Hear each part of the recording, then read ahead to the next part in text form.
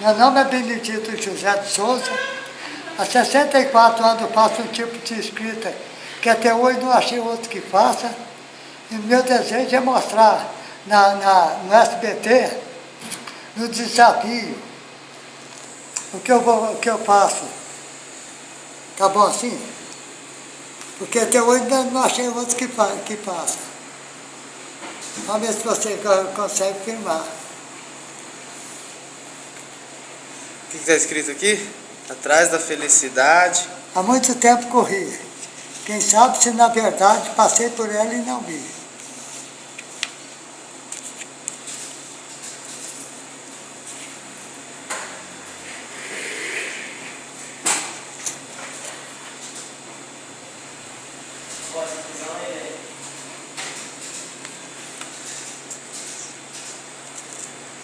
Ficou bom? Conseguiu?